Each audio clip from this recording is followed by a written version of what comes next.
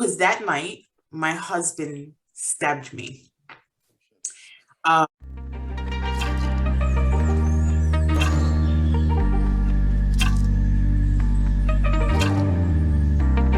Welcome to another episode of Real Talk No Filter. My guest today is Letica. She reflects on her upbringing and the challenges that she faced, which led to her trying to seek out, in quotation, her knight in shining armor. In doing so, she met her husband, which unfortunately stabbed her. From this traumatic experience, she started to become a life coach in which she coaches women that are in similar situations as her to find success. Hi, David. Thank you for the opportunity to be here today. So, I am originally from Bermuda. I was born and raised there.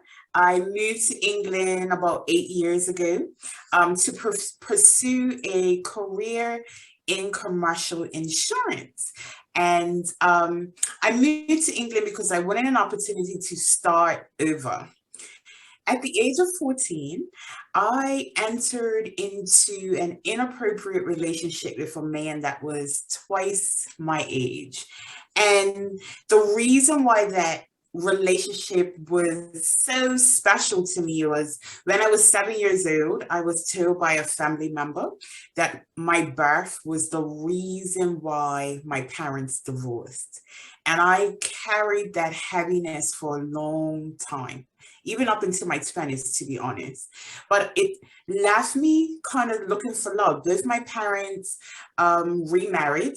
Both my step parents made their dislike for me known. So in I was stuck between two families without a place, you know? So I spent a lot of time looking for validation, looking for love. And here comes along this guy who I thought was my knight in shining armor. So, that relationship progressed. And I remember about being 15 or 16, he choked me for the first time.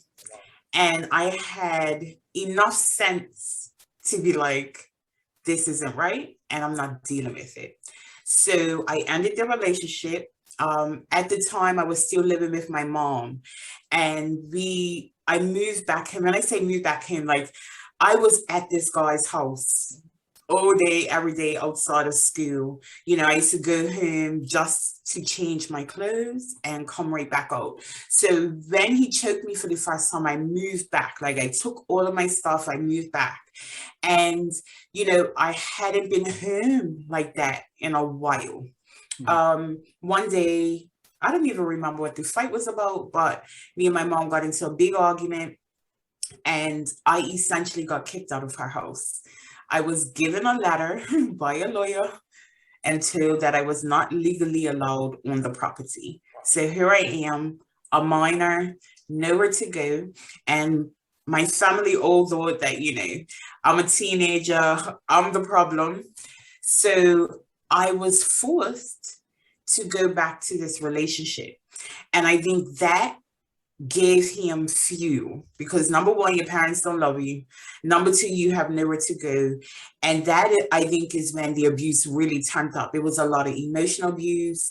And the physical abuse became more frequent. So, it happened once, apologetic, but then it started happening monthly, weekly, daily at one point.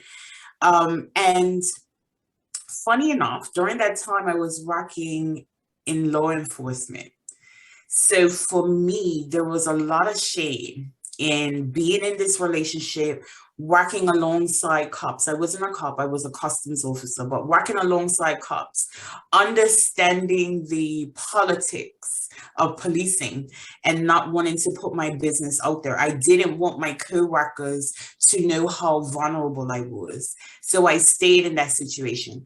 I hid my pains, I hid my injuries because I didn't want to be judged. I didn't want to be in a position where people were making assumptions about me like they did when I had issues with my parents. Even when I entered into this relationship, I spent a lot of time trying to justify why I was there. And I didn't want to have to explain myself again. And I remember he used to take money from me. You know, he used to barricade me in the house if we got into arguments. It was a lot that happened during that time. And I remember during that time, like a lot of my friends used to come to me for relationship advice because they saw me in this long-term relationship. By this time, I had been with him for almost 10 years. Saw me in this long-term relationship, which on the outside looked shiny and pretty. You know, I put on a good front. And one night, one of my friends called me about her relationship. She was really at her wit's end. And as she spoke to me, I felt like she was telling my story. You know, she was living through abuse. She didn't know what to do. She felt like she didn't have anyone who she can go to and really explain her story. And I remember picking up a book by Ian Levenzet called Until Today. And I randomly opened the book. And there was a passage that I read to her, and it talked about how people are in our lives for a reason, a season, and a lifetime. And we often find ourselves struggling with relationships when that person's season is up or the reason is over. And we sit there as them, it's like fighting against the tide. And I remember reading that and feeling like, it was almost like I was in church and the preacher was talking directly to me like, the reason why this relationship isn't working is because his season is over in my life. And that was an important moment because that night my husband stabbed me. And it was, we fought over a cell phone. He took my cell phone and saw text messages, which weren't inappropriate. They were from a coworker, but he didn't want me talking to males. We were working on the same shift and we were working together, but that sparked a huge argument and he picked up a knife. And prior to this, I didn't have a great relationship with my mother, but I didn't want to call the police. I couldn't call the police. I did not want people to know my business. So I called my mother that night and I was like, listen, if you don't come get me, I don't know that I'm going to stay alive tonight. He was a raving lunatic. And I remember after I made that call, it was like a landline. He pulled the landline out of the wall so I couldn't make any more calls. And I remember just trying to barricade myself in the room and hope that my mama either came or she sent someone to get me. And we were living with someone. We weren't even in our own house. We were living with someone because the house that we were living in was damaged by a hurricane. And I believe that his friend saved my life. His friend managed to get me out of the room and out of the house while trying to calm down his friend. At that point, I had already been stabbed. I was bleeding all over the place. And miraculously, my mom showed up about 2 minutes after I managed to get outside. So we left. And I went to my mom's house and she was like, you need to go to the hospital. And I was like, no, I'll go to the doctor. I don't want a police report. I don't want, I don't want a paper trail. I'll go to the doctor. And I remember sitting in her kitchen and she said to me, well, you can't stay here. I don't know where you're going to go, but you can't stay here. So I'm going to take you to the police station and they can protect you. So even in my most vulnerable moment, my mom was by my side, but essentially I was alone. And I went to the police station and they put me in a shelter where I lived for several months while I got on my feet. And I remember even going to the shelter at night, Bermuda is tiny, it's 21 square miles. Everybody knows everybody, you know what I mean? So I used to wait until like absolute curfew to try to sneak into, the shelter because I did not want people to know that I was living there. And eventually I got on my feet, so I spent years healing from that experience. I was angry at the world. I felt like, what was my purpose? Why was I here? Why did I have to go through all of this? And I spent years in pain, years suffering, really, because, I had walked away from the abuse, but I had literally been torn down mentally and emotionally. I didn't know who I was as a woman because I had been with this man since the age of 14. I had never lived on my own. I had never paid bills. I had to literally recreate myself, because everything I knew to that point, my identity was tied to a relationship with someone. So, prior to that relationship with my ex-husband, I was someone's child. While I was with him, I was his girlfriend, his wife. So who was I? Who was Letitia without, all of this additional references or meaning? And I would say it was a dark place. I went through a lot. I think when I tell people my ex-husband stabbed me, they think, oh, well, that's the worst part of your story. But no, I went through a lot after that. I didn't know what a healthy relationship looked like. So as soon as someone showed me attention, I thought, this is it. This is going to be the one that was right. I found myself in situations that, you literally see in the movies. I had moved to Atlanta to go to Georgia State University. I had gotten a full scholarship to pursue insurance, and I moved to Georgia. I met this guy. It was a quick and fast romance, and we ended up moving in together. I lived with him for 3 years. I went to family functions with him. I spent time with his children. I was around his family. And I went home one summer, left him in the apartment that I was paying for with my full scholarship. And I decided, you know what? I'm going to go back for my birthday. I'll surprise him. And I walked into my apartment and found his wife. And I laugh now because you know what? The signs were there. Had I been in a different state of mind where I was literally putting myself first and not letting people's sweet words woo me, I probably would not have been in that situation. But again, that wasn't what woke me up. I left Atlanta. I moved back to Bermuda. I got an amazing job. And then I met this other amazing guy who was a crackhead. And I didn't know that he was using. I did not know that he was an addict. And his actions eventually got me arrested. He was stealing, and I was in possession of the stolen property. And that for me was my absolute low point. Here I was, somebody who spent 8 years in law enforcement, arrested on my job, sitting in a cell, faced with myself, probably for the first time in years. Because it doesn't get any darker than that for me. That was my rock bottom. And in that moment, then I had to explain to my mother behind glass why I was there. It was easy for me to say, wow, it was his fault.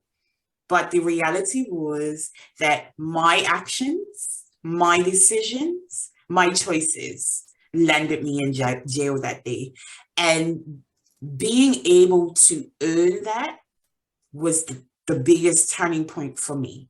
Because then I realized, wait a minute, by blaming everyone else, I'm actually giving my power away. I don't have control of my life if I'm spending my time saying someone else controlled my actions. And in that moment, it was like, I want to be in control. I don't want the rest of my life to just pass by and me just be like, well, it's because of someone else. So I hired a coach. I hired a life coach. And that changed my life. So, at the beginning of the story, I told you that I moved to England. I moved to England after working with a coach because I wanted an opportunity to literally wipe the slate clean and define who I was without any history. So here I am in England, starting over, reestablishing who I am. And, I spent years focusing on my career, which I think at one point in time, that was a highlight for me because, everything that I've done, everything that I've been through, I've made it. I worked in Lloyd's of London, which is the oldest insurance institute in the world. There weren't many people that looked like me in that building other than security guards or cleaners. So to be in a manager's position, I felt like I had reached the top, you know what I mean? But even in that, I felt like I was controlled. I was a Black foreign woman. Up until 4 months ago, I had knee-length dreads, which I was very proud of because I remember when I started growing my dreads, somebody told me you will never get a job. So the rebellious side of me kept those dreads to prove that I can get a job, even though I have knee-length dreads. But I had a manager's position. I was never trusted to make decisions. I was never allowed to fully step into my role. So it looked great on paper, but I was essentially miserable. I again was in a position where I felt like I was powerless. I was working very hard to be seen. And in one sense, they glorified my actions because I got stuff done, but I was always put back in my box. I was always put back in my place. Like, don't forget, you're not here yet. And I had 2 children back to back. The UK allows you maternity leave up to 12 months. So in 3 years, I was out of work for 18 months, raising my children. And in that time, I was again faced with, well, who am I going to be? Because this cannot be it. I'm absolutely miserable at work. And, I'm extremely intelligent. I have spent most of my life dumbing myself down to keep people around me comfortable. And I was finally in a position where I wanted to stop dulling my own light.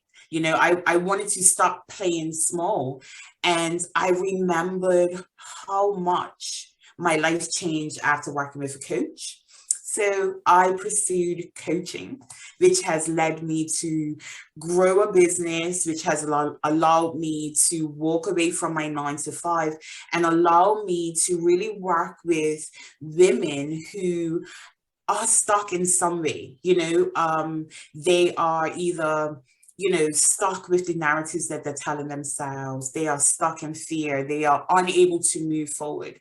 And that, I believe, is what is making my story purposeful and impactful. Being able to take everything that I've been through and allow that to be a beacon of hope or light for someone else. It actually brings things into perspective for you. And, I spent years often saying to myself, why am I going through this? Like, why me? Like, why is everyone else seemingly having this amazing life? Why me? And now I see why, so there is so much gratitude with the experiences that I've had, being able to take them and turn them into learning lessons for someone else. I feel blessed to be in that position. I feel blessed to be strong enough to take what made me a survivor and turn that into thriving so that I can impact the women in my tribe. I don't know where to start. And I love that. Honestly, I'm lost for words. and I love that feeling and I hate it at the same time. Your parents' relationship, you mentioned that earlier, and how was it growing up with them? And even after everything that you've been through, I'm not sure if they're still alive now or not, but has it grown? Or, well, explain how it was growing up with your parents that I'll say did not love you or blamed you for the divorce, and also how it was from then up until now. Your relationship with them, has it improved or is it still the same? My relationship with my parents, I won't paint an ugly picture, you know.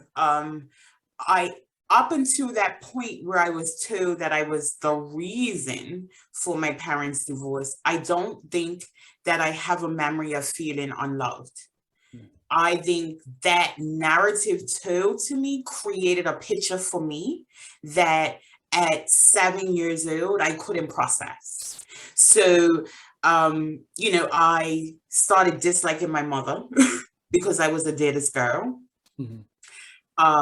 But I became hyper aware of how people responded to me because, I'm being critical of myself, not really processing.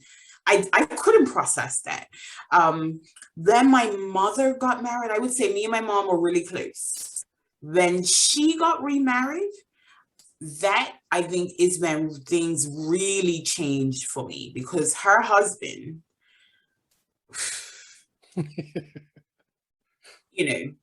Yeah. that's all I could say. Yeah. I do not understand anyone marrying someone that have a child and coming into that dynamic and treating the child like they are unwanted. I can never wrap my head around that. Yeah. So, he made his dislike for me very clear. And my mom had 2 children back to back for him. So they were their own neat little family. I was not part of that puzzle piece. And that was made known to me. I spent a lot of time with my granny. I spent a lot of time with my aunties to get away from that dynamic. And there were certain circumstances. I tried to commit suicide. And I remember my mom's husband making a show of it. I was in the kitchen with a leaf and a glass of water, and he called my mom, my sisters into the kitchen, turned on the lights and said, let's watch her kill herself. And, those type of experiences with my mom just standing there, not saying anything, it was hard for me to process that she actually loved me. Like, I can't be important to you if this man is doing this and you're not doing anything to stop him. So I was very resentful for years with my mother. My father, on the other hand, I think I was slightly blinded to things that were going on in that dynamic. But I remember there was a time where my mom had kicked me out before she sought legal advice, and I moved in with my daddy and his wife. And I remember being told that his wife didn't want to raise somebody else's child. So I had to move back to my mom's. So that created resentment for me there. And me and my father's relationship after that was touch and go. And it is non-existent in this moment. Because I think as an adult, I realized that no one owes me anything, but I don't have to put up with things from people just because we share DNA. Yeah. Yeah. I agree. I like that. Whew. I'm still lost for words for a lot of things right now. You mentioned a word and a phrase that I hear a lot of a time, and I want you to explain to me what it means to you.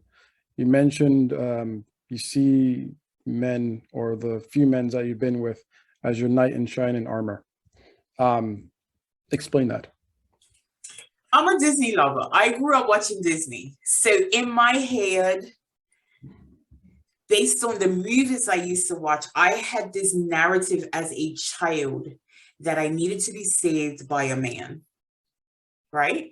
So like, it was always this thought that this man's going to come in and rescue me from this horrible situation in my house. You get married young, they take care of you. I realize now that there's so much wrong with that narrative, but that's where I was operating from, right? So I felt, again, giving away my control. Somebody had to save me from this circumstance. And that's what I kind of painted him in that moment. He was my hero. He was taking me out of what was darkness, but I didn't know I was literally going from the pan to the fire, but when I grew up, I always thought that, someone else would save me from this. Not realizing that, like you said, you have to look within yourself to be saved before looking outside, which is very true, though. I'm still lost, but I love it. I love this feeling. I had a guest yesterday, and he was wrongfully accused of murder charges. The reason why I bring that up, because when he mentioned to me yesterday that he was in prison for 16 years, and when he come out, it's like he lost a part of himself. And at the same time, he had to relearn all that stuff. He went in at the age of 16, the reason why I'm bringing this up, because you mentioned something that's really just, I see the link. He went in at the age of 16. He was someone's child. He went into jail, spent 16 years of his life-changing experience. He came out, and now he has to fend for himself. You pretty much did the same, but not in prison, but in a relationship. You, growing up, or I'll say when you're born, up until your parents told you what they told you, which is unfortunate, you were someone's child. When you moved out, you were in a relationship. He was giving you everything that you wanted to. Like you mentioned, you could not identify yourself. And that's why I made that connection between you, and the person that was in prison. There's no identity. Everything was given to him. Everything was given to you. We weren't able to build who you are. It wasn't until you got out of that relationship, found yourself another relationship, and the same thing happened to you. Left, and I think you found another relationship after that. I'm not sure if that's still going on or not, but yes, I'm married to him. Okay, perfect. 9 years recovery. Celebrate Excellent. My husband. Excellent. So I'm glad that happened, because again, you went into that dark stage, or you went back into that prism where you did not know who you were until you came out, found a life coach. That's when you started to become who you are. And that was similar to him. Was okay, despite him going 16 years in jail, he came out, still lived, and had that psychological effect of being in prison. Before he said, you know what, I'm more than that. I've became more than that. And it's funny because I'm going to have a podcast later on about human being. And it's human being as you being.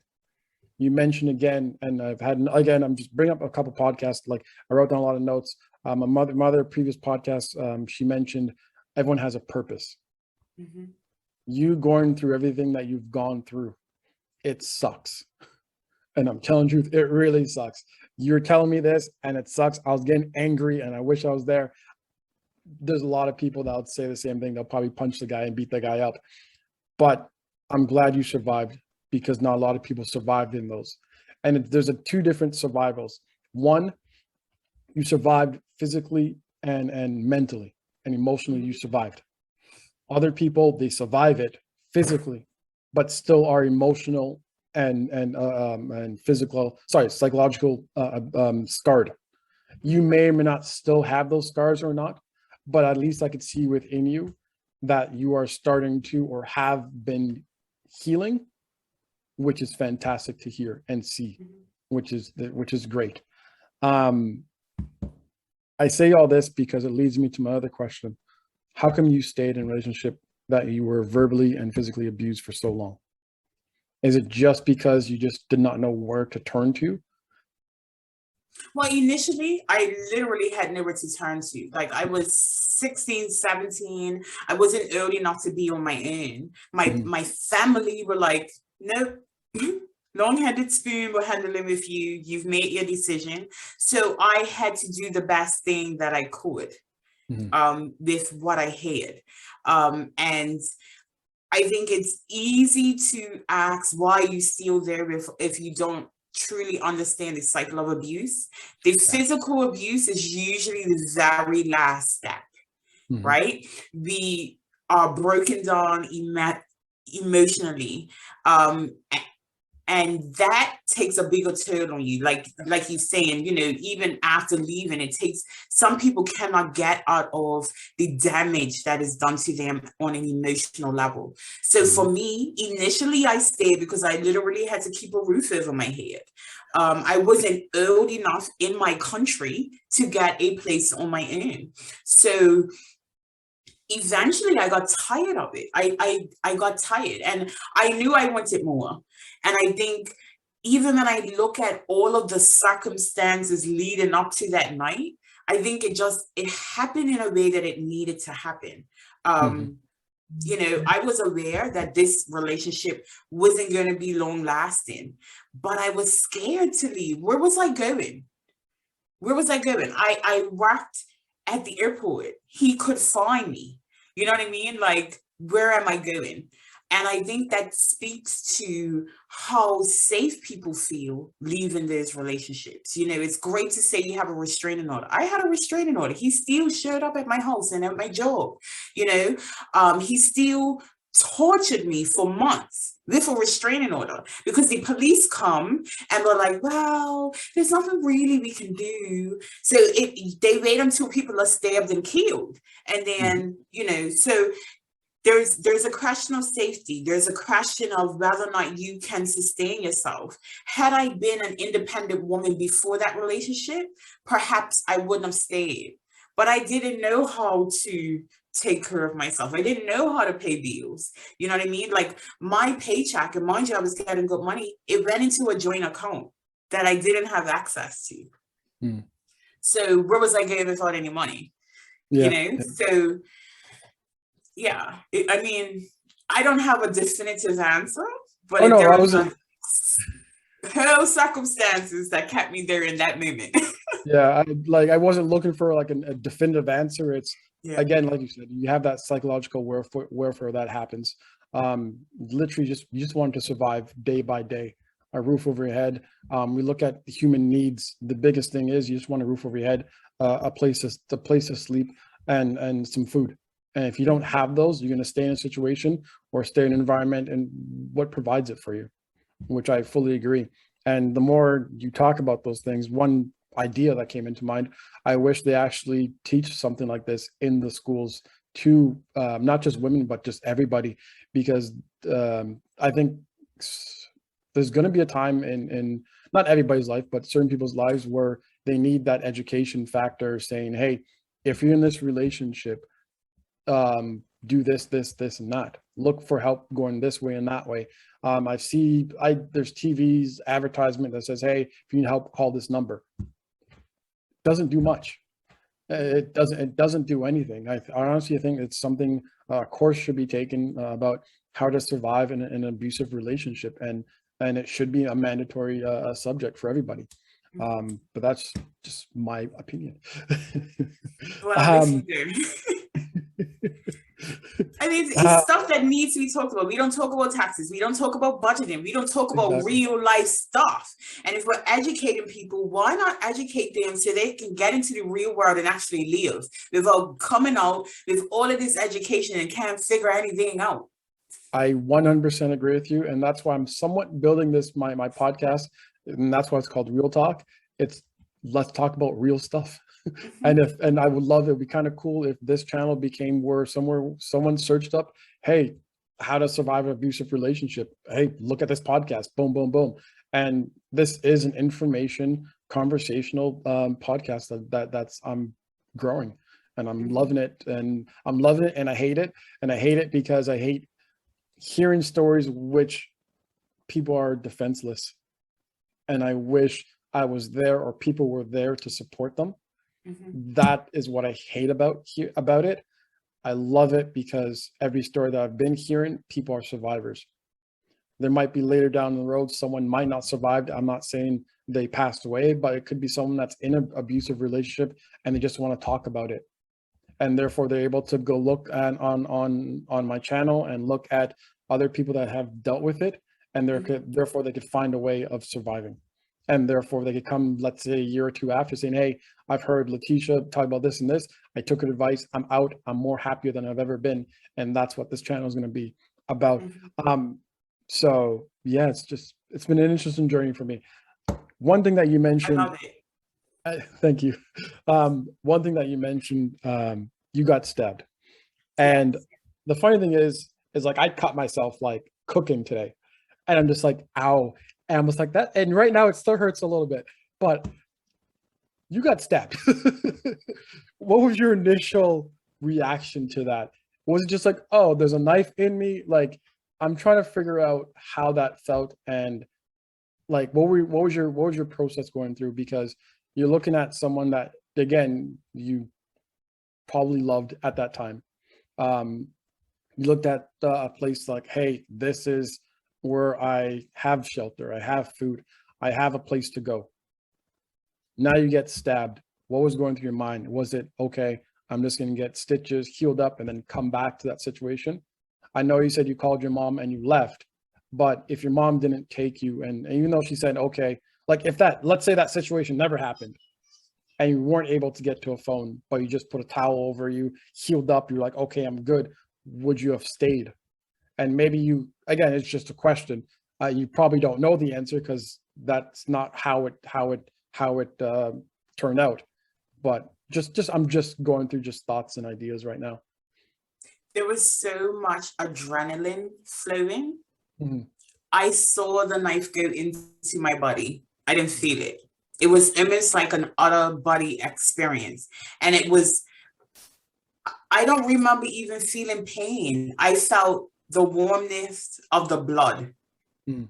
Like I was so removed from that, like that experience. It was happening to me, but it wasn't happening to me. So in that moment, there was a lot of adrenaline rushing. I didn't feel that pain until I got in the car with my mother, you know? Yeah. And I had been planning on leaving. I was looking for a way out. So in a way, as everything that was happening, everything was unfolding that night, I remember saying to myself, is this what I've been praying for? Like, is this the moment that I finally get out of this? And then there was a flash, am I going to get out of here alive? You know, but it was, this has to be it. Like, if he's putting a knife, like if he's really got a knife in his hand, this guy does not mean you any good. Like, you know, if everything that has happened to this point has not convinced me, the knife in his hand was like, because you don't pull a knife on somebody to be like, you know, I love you. Like, there's no going back from that. Yeah. That's very true. Very, very true. I like that you said that you said a key word, which is opportunity. And it's sad to say that that was your opportunity. And maybe that was the way the universe is saying, hey, I'm giving you an opportunity. Take it. Yes. And it's harsh.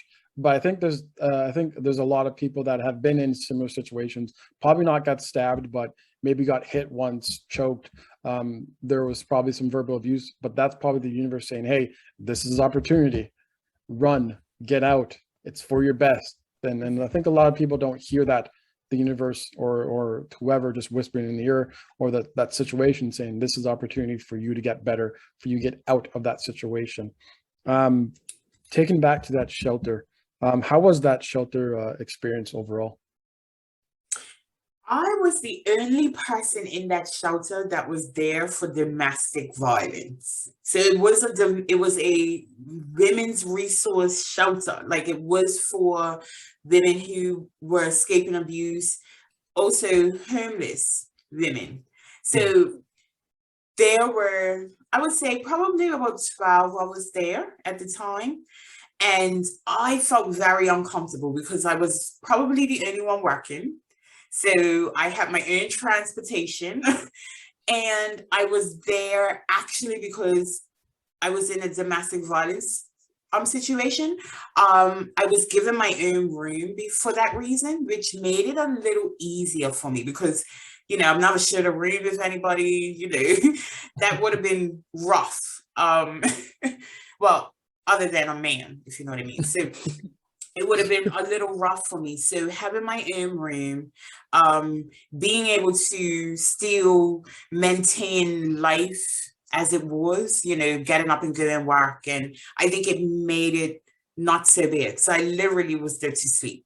And as soon as I can get up and go, I was going. Again, I've never experienced shelter, but was there opportunities within a shelter to gain help or access to resources for that help, or stimulate a mind, as in books to read, let's say a group of people to talk to, stuff like that? Or is it simply just a place to sleep, eat, and then that's it? The shelter that I was in was definitely attached to women's resources. So Okay. they got me a lawyer so that I can get a restraining order. They introduced me to the lawyer that processed my divorce. So they really helped me get back on my feet. That's good. That's yeah. Good. Okay.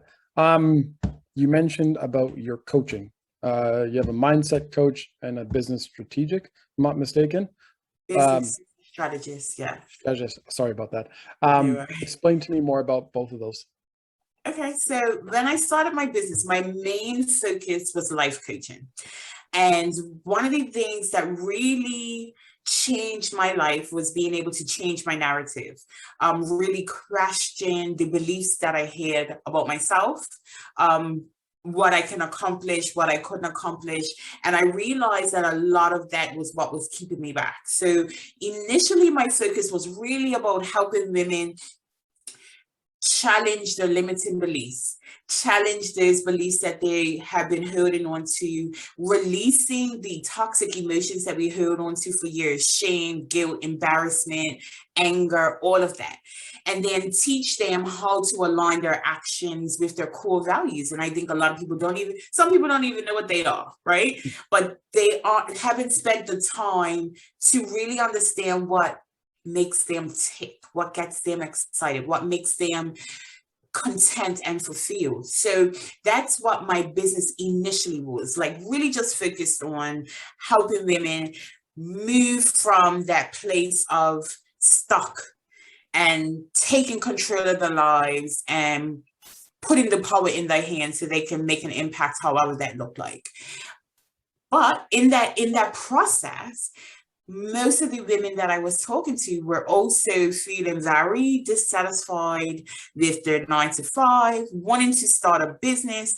And a lot of my clients asked me, well, how did you start your business?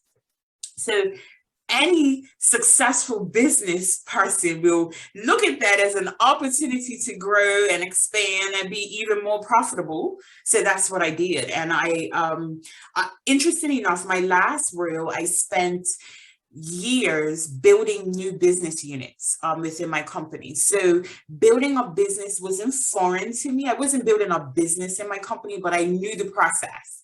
So I took my zone of genius. I am very analytical. I am very process driven.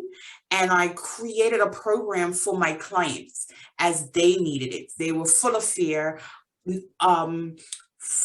unsure of how to even get started. And I was able to take my knowledge and create a program that not only worked on the mindset, which I'm passionate about, but giving them the blueprint to build a solid foundation to a business. So, I still work on the mindset very heavily because I believe in it. I like to say, we can get women's minds right, we can change the world.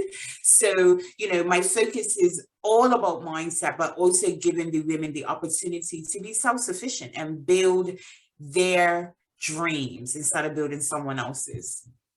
I like that. However, I'm going to ask a question. And I love it because I remember seeing something online, and I got to ask this question. We're so, I'm just, my thought right now is that the society, let's say for abuse, for example, we go through and we see women being abused. We focus on fixing women in a sense, making sure that they come out and they feel better, and they are